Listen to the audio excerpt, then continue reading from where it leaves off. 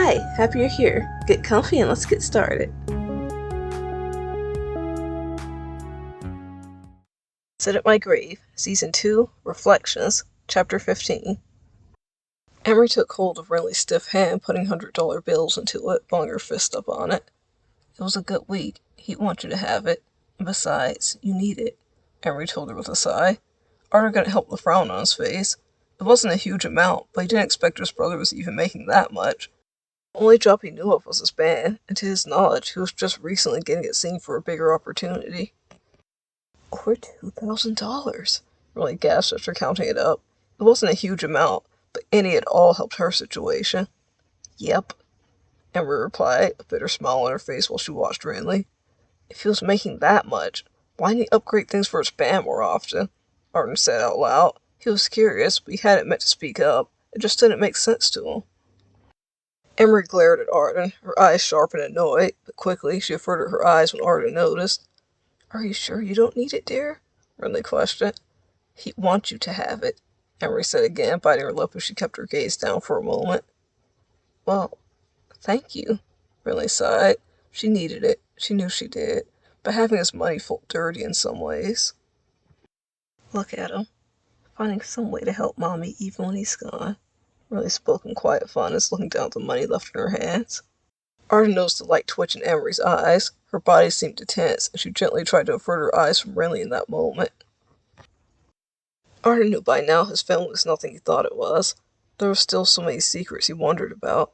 Besides his parents, every little bit and piece he heard about his big brother just made him miss him more. He never really gave their brotherhood a chance when they got to the next stages of both their lives. He didn't know everything about Reed. Only judged the parts I didn't like, Arden thought to himself. Renly took the cash away and decided on going on to serve dinner. She warmed up a casserole Genesis had sent over and served it with a fresh salad. Sitting at the table with his mother, Grandma, and Emery was an odd feeling. Arden was trying to be all around calm and pleasant, but Arden noticed both Emery and Renly cut off their words a lot in their conversations. Because, even though Reed was the one bringing them together, they seemed a bit uncomfortable talking about him in some instances. Perhaps trying not to upset or offend one another. You mentioned Skip the Convo being a passion project. Is there anything else you have your heart set on? Renly questioned. I was studying cosmetology on the side. I had a few other things I was interested in, but I'm not really focused on those things at the moment, Emery answered. She was trying not to be rude or blunt, but she very much didn't want to have that type of conversation with anyone at that table. They knew each other, thought a certain piece of the puzzle. She felt she didn't fit in sitting there, and even more so, she didn't want to share more of her life with them. Well, I hope you go for at least one thing you want. Feel free to come over if you ever need any help or guidance. I'd love to lend a hand, Renly said with a perky tone. Emery scoffed under her breath. Thank you for the offer, but right now is not priority, Emery said.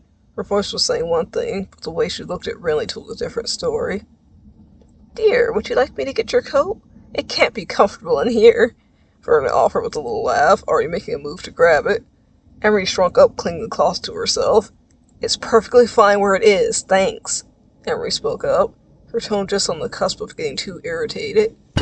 Verna slowly lowered herself back into her seat, a bit puzzled. Okay, that's no issue, she mumbled. Arden kept himself silent unless spoken to. The dinner felt awkward and forced.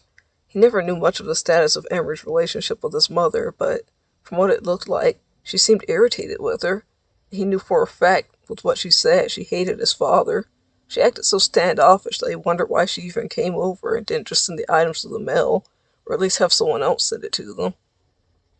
Soon dinner was over, and Emery was quick to say her goodbyes. Arden struggled watching her leave. She held so much information, a look into things he was locked off from.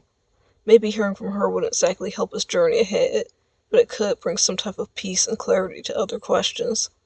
Don't pass it up, Arden told himself, thinking of other moments he stayed quiet that he regretted. Arden stepped out of the house into the front porch, while Renly and Verna were putting away dishes inside. What? Questioned Arden, coughing as he stepped out into a small cloud of smoke. Are you stalking me? Emery questioned, arching an eyebrow, blowing out more smoke from her cigarette. I want to talk, Arden ventured, putting his hands in his pockets. We had our chat. Don't think we have much else to talk about, Emery replied, leaning against the house. We don't like each other. But it doesn't mean we don't both have something in common, Arden continued. We don't, he's gone, Emery said bitterly. We both got silent for a moment, just standing in the delicate light provided by the moon. Why would Reed want me to live with him? Arden was determined to have that conversation. Though he was understanding more, some things just didn't make sense. He was hungry for more knowledge on everything. The realizations he had recently had showed him how in the dark he was, and he hated it. Having most things that he knew be a lie, and accepting he was wrong on some thoughts he had was a tough thing to come to terms with. Emery took another drag from her cigarette, rolling her eyes. Obvious answers. I told you, Arden, he loved you. He wanted you to come experience life living on your own with him, away from those people. Probably talked to you about what was really happening, Emery replied, letting the smoke easily flow from her lips. She used one hand to adjust the coat on herself while she stared off the porch. But we were fighting all the time. Arden didn't get the words out when Emery scoffed again.